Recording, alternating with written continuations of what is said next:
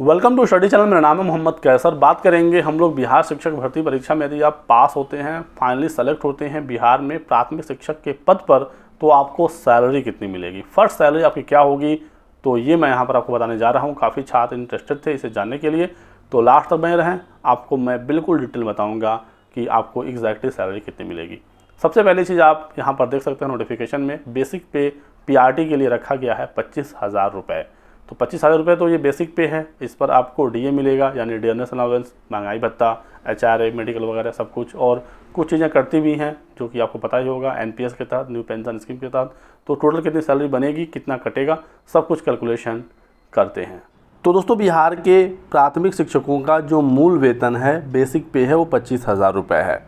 और अब इस पर आपको मिलेगा DA यानी डियरनेस अलाउंस, महंगाई भत्ता। फ़िलहाल 42% है, बाद में ये बढ़ सकता है, तो उसके हिसाब से फिर ये कैलकुलेशन होगा। तो जो प्रेजेंट टाइम की कंडीशन है, इसके हिसाब से मैं आपको बता रहा हूँ।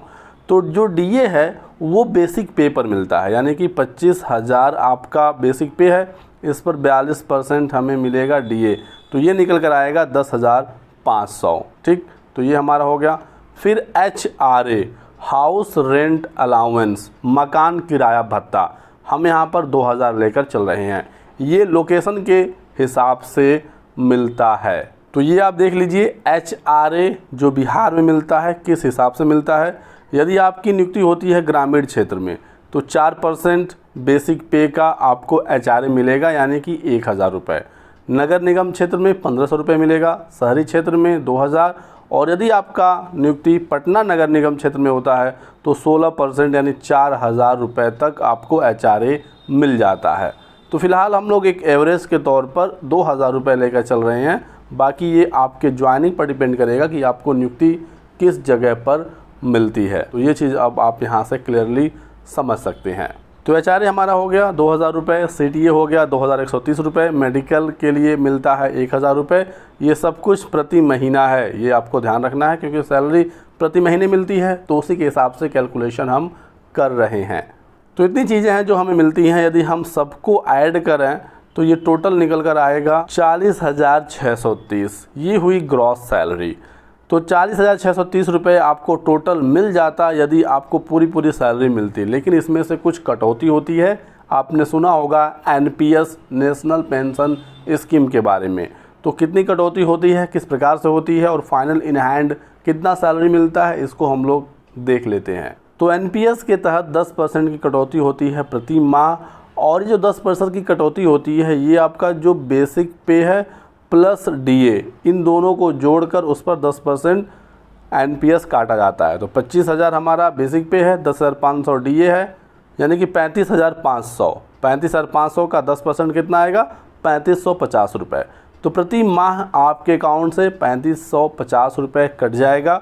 और गवर्नमेंट भी 14% प्रति माह आपके NPS अकाउंट में पैसा जमा करेगी। 10% आपके सैलरी से 14% गवर्नमेंट जमा करेगी। तो टोटल आपके अकाउंट में हर माह कुछ ना कुछ पैसा इकट्ठा होता रहेगा, और जब आप रिटायर होंगे उस समय आपको 60% तुरंत कैश आपको मिल जाएगा, यानी कि रिटायरमेंट के जस्ट बाद। और जो आपका 40% पैसा बचेगा ये आपका पेंशन के रूप में डिवाइड कर दिया जाएगा, और यही पैसा आपको महीने महीने पेंशन के रूप में मिलती रहेगी। तो फिलहाल समझना ये है कि 3,550 रुपये प्रति माह सैलरी से कटौती होगी। तो जो हमारा नेट सैलरी बनेगा, यानी कि जो इन हैंड सैलरी होगा, 40,630 में से 3,550 हम घटा देंगे, तो ये निकल कर आएगा 37,080 रुपये। यानी कि आप 37,000 मान कर चलें। बिहार में जो प्राथमिक शिक्षकों की पहली सैलरी होगी वो 37,000 के आसपास होगी। बाकी DA समय समय पर जब रिवाइज होता है तो वहाँ से आपकी सैलरी बढ़ जाएगी। भविष्य में HRA यदि बढ़ता है या कोई भी एक्स्ट्रा अलाउंस मिलता है तो उसके हिसाब से सैलरी इंक्रीज़ होती रहेगी। कैसा लगा ये वीडियो कमेंट करके हमें जरूर बताएं। वीडियो पसंद आया तो लाइक करिएगा, चैनल को सब्सक्राइब करके बेल आइकन जरूर दबा लें, ताकि आपको इसी प्रकार के सभी लेटेस्ट और ऑथेंटिक इन्फॉर्मेशन मिलती रहे। Thanks for watching.